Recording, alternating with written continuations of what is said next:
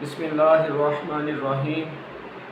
اللہ تبارک و تعالی قرآن مجید فرقان حمید میں ارشاد فرماتا ہے یخافون ربهم من فوقهم ویفعلون ما یؤمرون، جس کا ترجمہ ہے وہ فرشتے اپنے رب سے ڈرتے ہیں اور جس چیز کا انہیں حکم دیا گیا ہے وہی کرتے ہیں، اور ایک لمحہ بھی میری نافرمانی میں نہیں گزارتے۔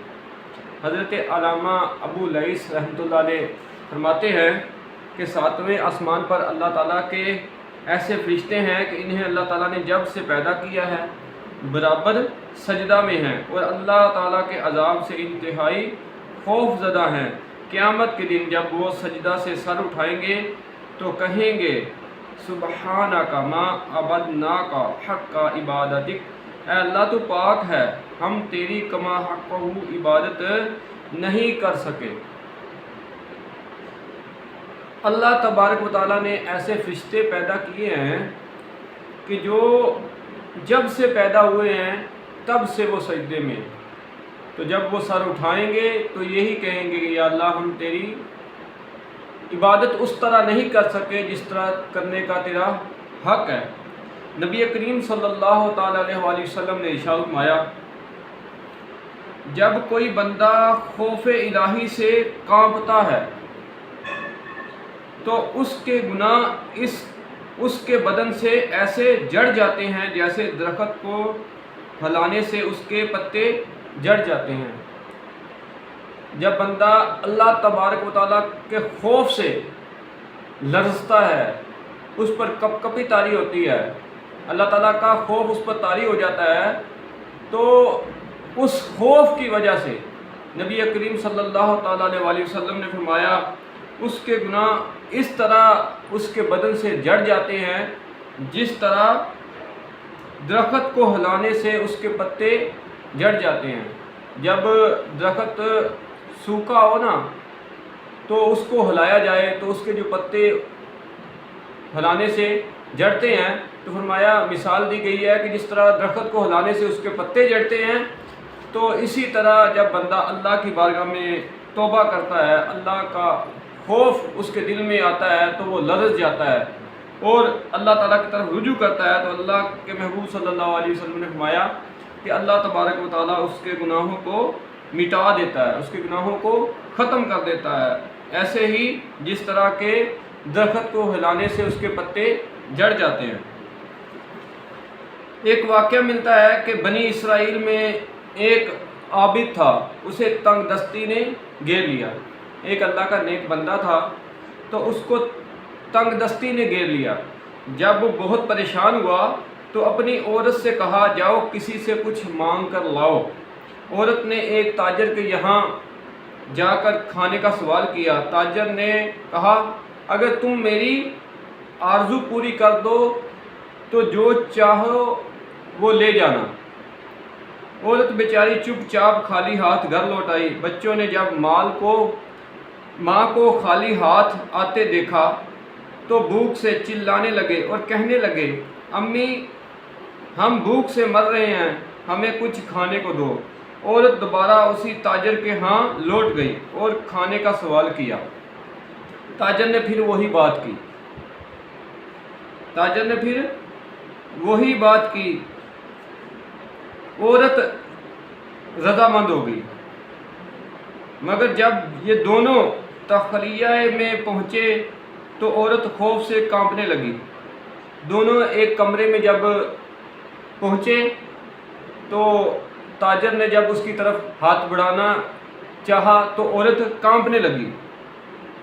تاجر نے پوچھا کس سے ڈرتی ہو؟ اس نے کہا میں اس رب لم یزل سے ڈرتی ہوں، اس سے خوف سے لرزا ہوں جس نے ہمیں پیدا کیا ہے۔ تاجر بولا جب تم اتنی تنگ دست اور اسرت میں بھی خوف خدا رکھتی ہو تو مجھے بھی اللہ کے عذاب سے ڈرنا چاہیے۔ یہ کہا اور عورت کو بہت مال و منال دے کر عزت کے ساتھ رخصت کر دیا۔ اللہ تعالیٰ نے پیغمبر وقت حضرت موسیٰ علیہ السلام پر وحی بھیجی کہ فلاں بن فلاں کے پاس جاؤ اور اسے میرا سلام کہہ دو اور کہنا کہ میں نے اس کے تمام گناہوں کو معاف کر دیا ہے۔ حضرت موسیٰ علیہ السلام اللہ تبارک و تعالیٰ کا حکم لے کر اس تاجر کے پاس آئے اور پوچھا کیا تم نے کوئی عظیم نیکی کی ہے جس کی وجہ سے اللہ تعالیٰ نے تمہارے تمام گناہوں کو معاف کر دیا ہے؟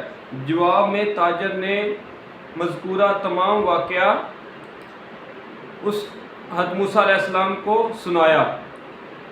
تو اللہ تبارک و تعالیٰ کا جب بندے کو خوف آ جائے تو اللہ تعالیٰ اس پر بڑا راضی ہوتا ہے۔ جب اس کے دل میں اللہ کا خوف ہو اور اس پر وہ توبہ کرے، اللہ کی طرف رجوع کرے، تو اللہ تعالیٰ کی ذات ہی ہے جو بندے کو معاف فرماتی ہے۔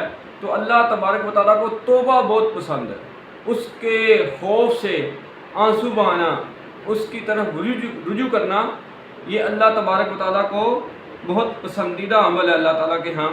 حضور سید عالم صلی اللہ تعالیٰ علیہ وسلم فرماتے ہیں کہ فرمان الہی ہے، میں اپنے بندے پر دو خوف اور دو امن جمع نہیں کرتا۔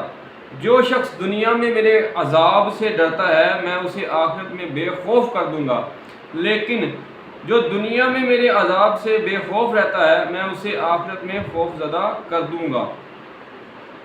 تو یہ جو دنیا ہے، اللہ تعالیٰ کے جو احکامات ہیں، اللہ تبارک و تعالیٰ نے جو قرآن کے ذریعے اور رسول خدا صلی اللہ علیہ وسلم کے فرمان کے ذریعے جو ہمیں احکامات دیے ہیں، ہمیں اسی کے متعلق اپنی زندگی کو ڈالنا ہے، اسی کے متعلق اپنی زندگی کو گزارنا ہے۔ یہ اللہ کی شان نہیں ہے کہ اللہ تعالیٰ دنیا میں بھی اس کے دل میں خوف کو بھر دے اور آخرت میں بھی اس کے خوف کو بھر دے۔ تو اللہ تبارک و تعالیٰ کی شان یہ ہے کہ وہ اللہ تبارک و تعالیٰ اپنے بندوں کے دلوں میں دو خوف جمع نہیں کرتا کہ دنیا میں بھی اس کو خوف دے، آخرت میں بھی اس کو خوف دے۔ تو نبی کریم صلی اللہ علیہ وسلم نے فرمایا اللہ کی شان یہ ہے کہ جو بندہ دنیا میں رہتے ہوئے اللہ تعالیٰ سے ڈرتا رہا تو قیامت کے دن وہ بے خوف ہو جائے گا۔ تو ہمیں دنیا میں رہتے ہوئے ہی اللہ تبارک و تعالیٰ کی طرف رجوع کرنا چاہیے۔ حضرت عمر رضی اللہ تعالیٰ عنہ جب قرآن مجید کی کوئی آیت سنتے تو خوف سے بے ہوش ہو جاتے۔ ایک تنکا ہاتھ میں لے کر کہا کاش میں ایک تنکا ہوتا، کوئی قابل ذکر چیز نہ ہوتا، کاش میری ماں نہ جنتی، اور خوف خدا سے آپ اتنا رویا کرتے کہ آپ کے چہرے پر آنسوؤں کے بہنے کی وجہ سے دو سیاہ نشان پڑ گئے۔ سیدنا فاروق اعظم رضی اللہ تعالیٰ عنہ وہ ہستی ہیں جن کے بارے میں نبی کریم صلی اللہ علیہ وسلم نے فرمایا کہ اگر میرے بعد کوئی نبی ہوتا تو عمر ہوتے۔ وہ ہستی ہیں جن کے بارے میں نبی کریم صلی اللہ علیہ وسلم نے فرمایا کہ جس نے عمر سے محبت کی اس نے مجھ سے محبت کی، جس نے عمر سے بغض رکھا اس نے مجھ سے بغض رکھا۔ تو آپ کی حالت یہ ہے کہ آپ اللہ تبارک و تعالیٰ کے خوف سے اتنے آنسو بہاتے ہیں کہ آپ کی دونوں آنکھوں کے درمیان آنسو بہہ بہہ کے دو نشان پڑ جاتے ہیں۔ تو وہ لوگ جن کے لیے نبی کریم صلی اللہ علیہ وسلم نے فرمایا عمر فی الجنہ، جو جنتی ہیں، جو قطعی جنتی لوگ ہیں، وہ اللہ تعالیٰ کے خوف سے اتنا گڑ گڑاتے اور خوف خدا میں رہتے۔ تو ہمیں دیکھنا چاہیے کہ ہم کس درجے پر ہیں، ہمارا کیا حال ہے کہ ہم اللہ تبارک و تعالیٰ کی طرف رجوع کرتے ہی نہیں ہیں۔ پھر ہم کہتے ہیں کہ بہت زندگی ہے اور پھر کر لیں گے۔ اذان ہوتی ہے نماز کے لیے ہم نہیں جاتے، نماز کا وقت ہم ایسے ہی گزار دیتے ہیں۔ تو جب اللہ تعالیٰ کی طرف سے ایک حکم ہے ہمارے لیے تو ہمیں اس کے حکم کی پابندی کرنی چاہیے۔ حضور سید عالم صلی اللہ تعالیٰ علیہ وسلم نے فرمایا جو شخص خوف خدا سے